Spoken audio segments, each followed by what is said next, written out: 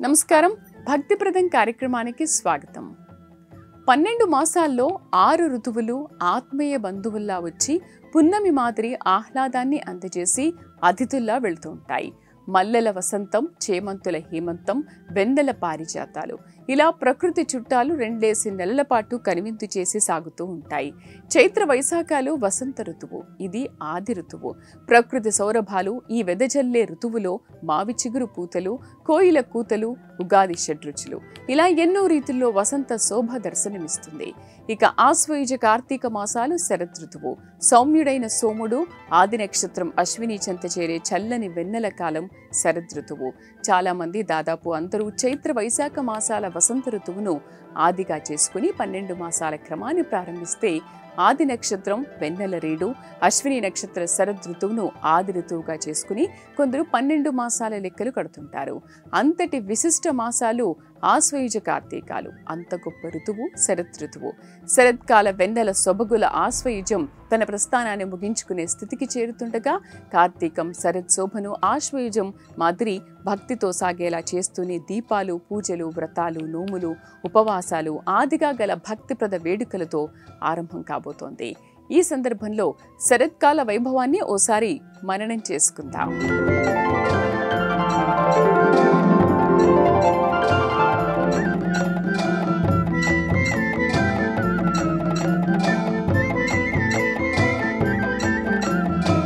చైత్రం, వైశాఖం, ఆశ్వయుజం, కార్తీకం. ఇదేంటి ఋతువుల క్రమం తప్పుతోంది?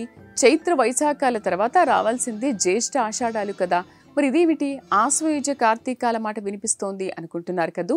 ఈ వరుస ప్రకృతి శోభని తెలియజేసే మాసాల వరుస, ఋతువుల వరుస. ఏడాదిలో వచ్చే 6 ఋతువుల్లో వసంత శరత్ ఋతువులు అతి ప్రధానమైనవి. ఆయా కాలాలకు సంబంధించిన ప్రకృతి మార్పులను ఈ ఋతువులు సూచిస్తాయి. సుమా వికాసం ఋతువుగా వసంతం పేరొందగా, సోమ వికాస అంటే చంద్ర వికాస ఋతువుగా శరత్ ఋతువు పేరు పొందింది.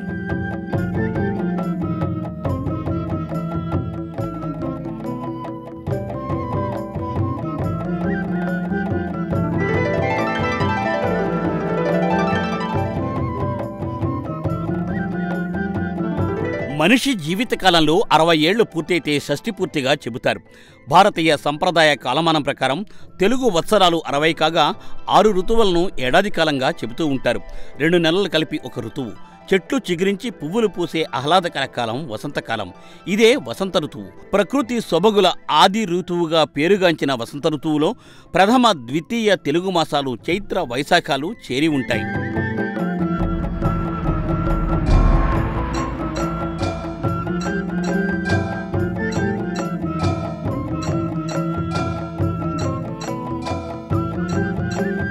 భానుడి భగభగలతో గ్రీష్మతాపం కలిగించే గ్రీష్మ ఋతువులో జ్యేష్ఠ, ఆషాఢ మాసాలు చేరి ఉంటాయి.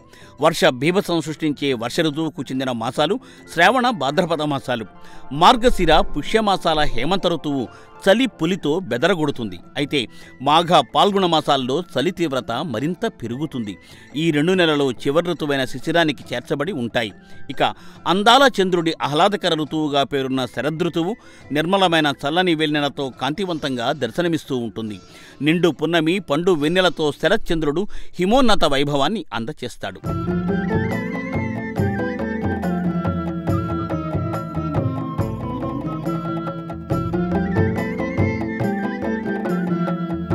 దేశ భాషలందు లెస్సగా పేరొందిన తెలుగువారి తిథి, వార, నక్షత్ర, కరణ, యోగ పంచాంగం ప్రకారం, క్యాలెండర్ ప్రకారం చైత్రమాసం, వైశాఖ మాసాల సమాహార ఋతువు వసంతం. తరువాత జ్యేష్ఠ, ఆషాఢాల గ్రీష్మ ఋతువు రావాలి. ఆంగ్ల ఋతువుల లెక్కల ప్రకారం వేసవి ఋతువుల తర్వాత శరదృతువు అంటున్నారు. ఇది ఇలాంటి తంతే అయి ఉంటుంది అని భావించవచ్చు. అయితే అసలు సంగతి అది కానే కాదు. చైత్ర, వైశాఖాల తర్వాత ఆశ్వయుజ, కార్తీకాల మాట రావడానికి ఆ 2 ఎలాగా ప్రకృతి సొబగుల మాసాలతో ఈ 2 సైతం ప్రకృతి అందాలు విరజిల్లే మాసాలే ఉంటాయి.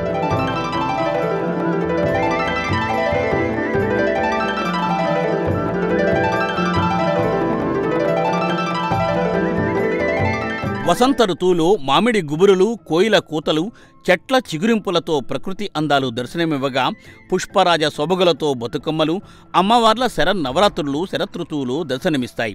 ప్రకృతి మాసాల వరుసను ప్రవేశపెడితే వసంత కీర్తి తర్వాత శరచంద్ర కీర్తిని ప్రస్ఫుటంగా తెలియచేసుకోవచ్చు.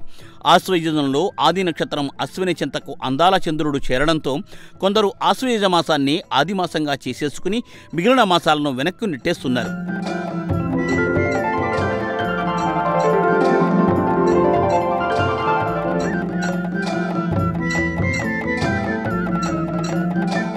కార్తీకం గురించి చెప్పేదేముంది? యావత్ భక్తి కార్తీక మాసంలోనే కనిపిస్తుంది. మాసానాం కార్తీకం పుణ్యం శ్రేష్టం విశేషం అంటూ పలు రీతుల్లో కార్తీక మాసానికి అగ్రతాంబూలం ఇచ్చేస్తున్నారు. అందుకే ఆశ్వయుజ కార్తీకాల శరదృతువు అంత విశిష్టమైన పేరును సంతరించుకుంది. సుమ వికాస శోభతో వసంత ఋతువు విరాజిల్లుతూ ఉండగా చంద్రికా శోభతో సోమ వికాస ఋతువుగా శరదృతువు పేరుగాంచింది.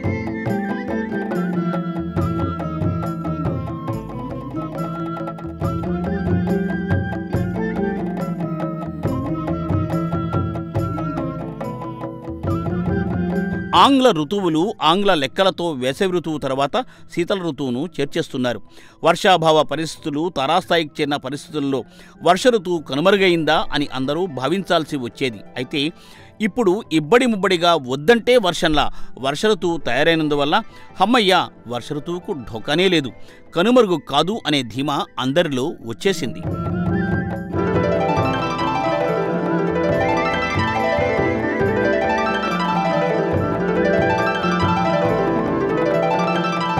అభిమన్యుడు లేని జీవితం చంద్రికా విహీన శరత్కాలమని కురుక్షేత్ర సమరాంగాన విగతజీవిగా ఉన్న వీరాభిమన్యుని చూసి అర్జునుడు దుఃఖిస్తాడు. అంత విషాద సమయంలోనూ అర్జునుడు శరత్కాలం చంద్రభాగ్యాన్ని అభివర్ణిస్తాడు. శరత్కాల పున్నమి చంద్రుని పూర్ణచంద్రుడిగా పిలుస్తారు. ఇంతటి విశిష్ట ఋతువు కనుకనే కొందరు ఆశ్వయుజ కార్తీకాల శరద్ ఋతువును ఆది ఋతువుగాను కీర్తించడం జరుగుతోంది. అయితే వసంత ఋతువులో ఇంచుమించు సరిసమాన ప్రాధాన్య మాసం కాబట్టి ఈ రీతిని భావిస్తారని ప్రకృతి శోభిత మాసాల్లో చైత్ర వైశాఖ మాసాల వసంత ఋతువు తర్వాత స్థానంలో శరద్ ఋతువు ఉంటుందని ప్రకృతి ప్రేమికులు పంచాంగ పెద్దలు తెలియజేస్తున్నారు.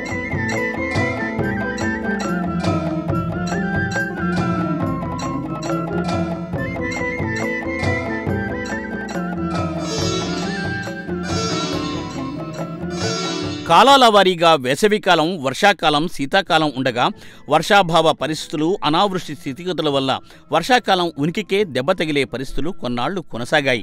ఇప్పుడు కుంభవృష్టితో నీళ్ల కోసం కన్నీళ్లు పెట్టుకునే పరిస్థితులు మారిపోయాయి. భారీ వర్షాలతో ప్రాజెక్టులకు జలకళ రావడంతో మంచి శుభపరిణామం అని చెప్పవచ్చు. అయితే నీళ్లు అధికమై సాగరం పాలు కావడం వల్ల కళ్ళనీళ్లు పెట్టుకోవాల్సి వస్తుందేమో కానీ నీళ్ల కొరతతో ఇక్కట్లు పాలవాల్సిన పరిస్థితులు ప్రస్తుతమైతే లేనే లేవు. దీంతో వర్ష ఋతువు తన ఉనికిని నిలబెట్టుకోవడమే కాకుండా శభాష్ అని కీర్తింపబడుతోంది.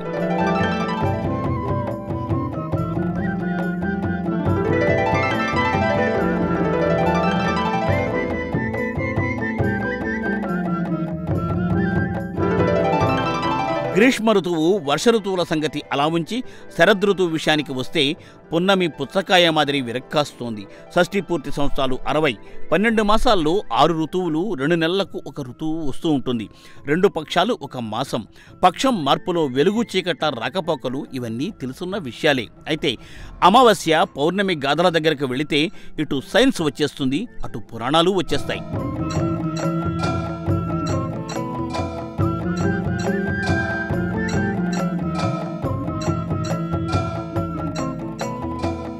పౌర్ణమి రోజున పూర్తిగా సూర్యకాంతితో చంద్రుడు కాంతివంతంగా కనిపిస్తాడని సైన్స్ తెలియపరుస్తోంది. అమావాస్య నాడు చంద్రుడికి కాంతి అతి తక్కువగా ఉంటుంది. దీనికి కారణం దానిపై సూర్యకాంతి పడే భాగం భూమికి కనిపించకపోవడమే అని సైన్స్ విశదపరుస్తోంది. పౌర్ణమికి పూర్ణ చంద్రబింబం, అమావాస్యకు చీకటి బింబం. ఇదే విషయాన్ని పురాణాలు కథల రూపంలో చెబుతూ ఉన్నాయి. సహేతుక వివరణలు కూడా ఇస్తున్నాయి.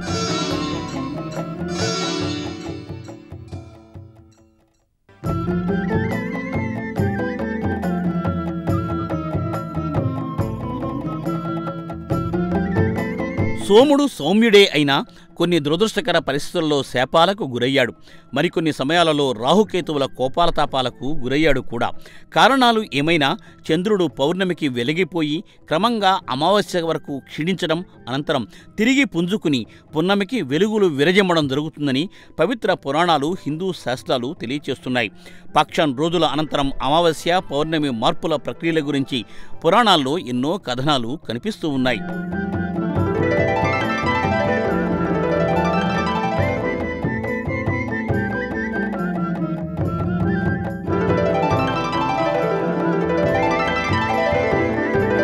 ఇక చంద్రుడి గురించి, శరత్కాల వెన్నెల గురించి చలనచిత్రాల్లో వచ్చిన అద్భుతమైన సన్నివేశాలకు, పాటలకు కొదవే లేదు. శరత్ ఋతువులోని మాసాలను నిండు పున్నమి నెలలుగా పేర్కొంటూ ఒక కథానాయకి ఆనందం, ఆహ్లాదకరంగా నృత్యం చేస్తూ గానాలాపన చేస్తూ ఉండగా, మరొక చోట మరో కథానాయిక విషాదాన్ని వ్యక్తం చేస్తూ వెన్నెల పాట పాడుతూ ఉంటుంది. నిండు పున్నమి నెల పండే తీయటి కళ అనేది సంతోష కథానాయకి గానం కాగా, నిండు పున్నమి వెన్నెల సుడిగుండమాయే నా కళ అనేది విషాద కథానాయకి ఆవేదన భరిత గీతం. ఇలా శరత్కాల వెన్నెల సొబగులను నవరసాల్లో వినియోగించుకోవడం జరుగుతూ వస్తోంది.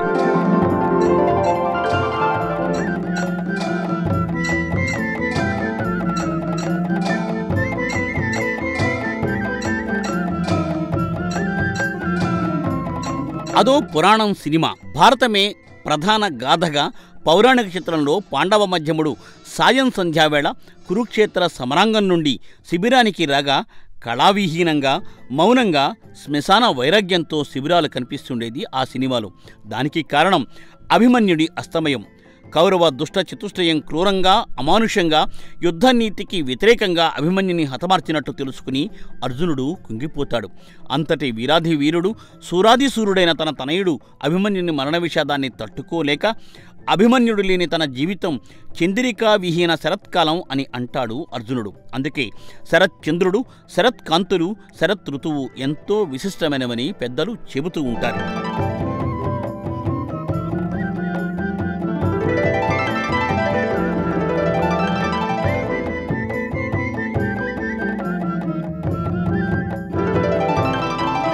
శరత్ అనే పదానికి ఎన్నో అర్థాలున్నాయి.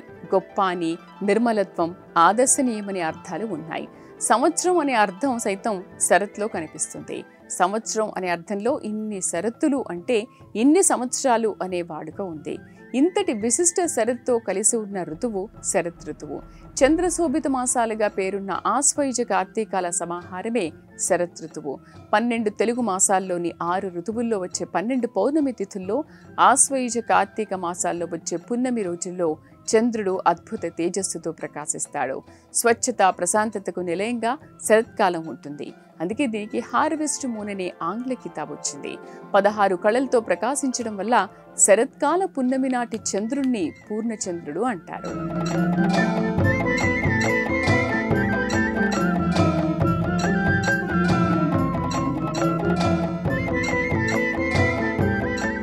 శరత్కాలానికి అందాల చంద్రుడితో ఎంతో అవినాభావ సంబంధం ఉంది. చాలామంది శరత్చంద్ర అని పేరు పెట్టుకోవడం మనకు తెలిసిన విషయమే. శరత్ అంటే ఎన్నో అర్థాలున్నాయి. అయితే అన్నీ పాజిటివ్ అర్థాలే తప్ప నెగిటివ్గా ఏమీ ఉండవు. గొప్ప, నిర్మలమైన, ఆదర్శనీయమైన ఇలా ఎన్నో అర్థాలు శరత్ అనే పదానికి కలిగి ఉన్నాయి. శరత్ అనేది మనకు ఋతువుగానే తెలుసు. అయితే సంవత్సరం అనే అర్థం సైతం శరత్లోనే కనిపిస్తుంది.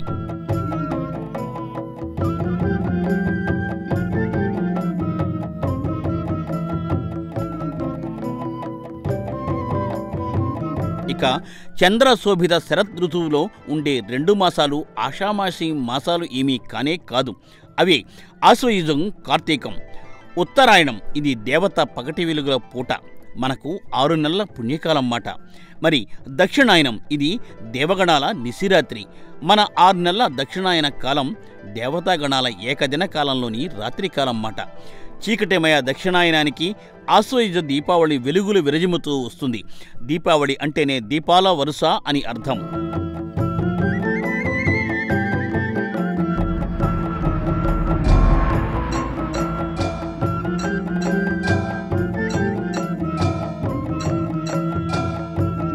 దీపశోభిత దీపావళి అమావాస్య నాడు వచ్చే పున్నమి రోజు అని చెప్పవచ్చు. పల్లె పట్టణం పిల్ల పెద్ద ఏమీ భేదం లేకుండా చేసుకునే రోజు దీపావళి పండుగ. ఇది వెలుగు జలుగుల ఆనందకర శోభావళి. ఇక కార్తీకంలో ప్రతి క్షణం ప్రతి నిమిషం ప్రతి ఘడియ పుణ్యప్రదమే. పూజలు వ్రతాలు నోములు అభిషేకాలు అర్చనలు దానాలు ఉపవాసాలు కార్తీకం అంతా పరమ పవిత్రమే. మాసానాం కార్తీకం పవిత్రం. ఏ పురాణ పెద్ద ఆధ్యాత్మిక ప్రసంగంలోనైనా ఈ మాట లేకుండా ఉండదు అంటే అది అతిశయోక్తి కానే కాదేమో.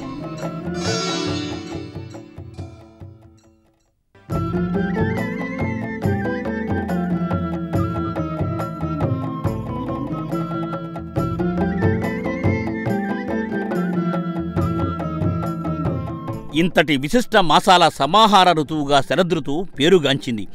ఆశ్వయుజగా కార్తీక మాసాల్లోని పున్నమి రోజులలో ప్రత్యేకించి కార్తీక పౌర్ణమి నాడు అందాల చంద్రుడు అద్భుత రీతిలో మెరిసిపోతూ ఉంటాడు. స్వచ్ఛంగా చల్లగా హాయిగా నిర్మలంగా ప్రశాంతంగా శరత్కాలం కొనసాగుతుంది. ఆంగ్లేయులు సైతం చంద్రుణ్ణి అందాలకు పరవశమై హార్వెస్ట్ మూన్ అన్నారు. 16 కళ్ళతో ప్రకాశించే శరత్కాల చంద్రుని మనవాళ్లు పూర్ణ చంద్రుడిని ప్రశంసిస్తూ ఉంటారు.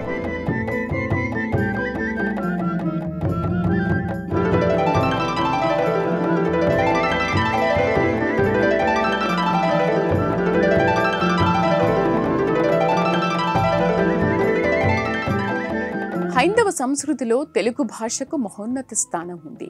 దేశ భాషలందు తెలుగు లెస్స అని ఆ ప్రాచీన భాషకు పేరుంది. ప్రకృతికి అనుగుణంగా విభజితమైన కాలానికి హిందూ తెలుగు సంవత్సరంలో 6 ఋతువులు ఉన్నాయి. అయితే ఎన్ని ఉన్నా ఎందరు ఉన్నా అనే సందర్భంలో ఏదైనా ఒకటి ఫస్ట్ ఉంటుందని చెబుతారు. ఈ సందర్భంలోనే ఓ సినీ కవి గేయ రచనలో ఏడాదిలో ఎన్ని ఋతువులున్నా వేడుక చేసే వసంతం ఒక్కటే అని తెలిపాడు. అయితే ఆ కవి గేయ రచనలో 10 మందిలో పాట పాడినా అది అంకితం ఒకరికే. విరితోటలో ఎన్ని పూలు పూసినా గుడికి చేరేది ఏ ఒక్కటో, గోపాలునికెంతమంది గోపికలున్నా గుండెలోన నెలకొన్న రాత ఒక్కటే, ఆకాశ వీధిలో తారలెన్ని ఉన్నా అందాల జాబిల్లి అసలు ఒక్కటే. ఇంతవరకు అన్నీ బాగానే ఉన్నాయి. అయితే ఏడాదిలో ఎన్ని ఋతువులున్నా వేడుక చేసే వసంతం ఒక్కటే అన్నారు.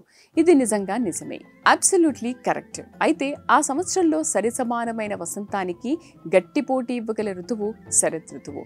అందుకే ఏ రచయిత అయినా కవైనా తమ రచనల శరత్కాల వర్ణన శోభితంగా ఉండేలా చూసుకుంటారు. ఇది వాళ్ళ భక్తిప్రదం కార్యక్రమం. నమస్కారం.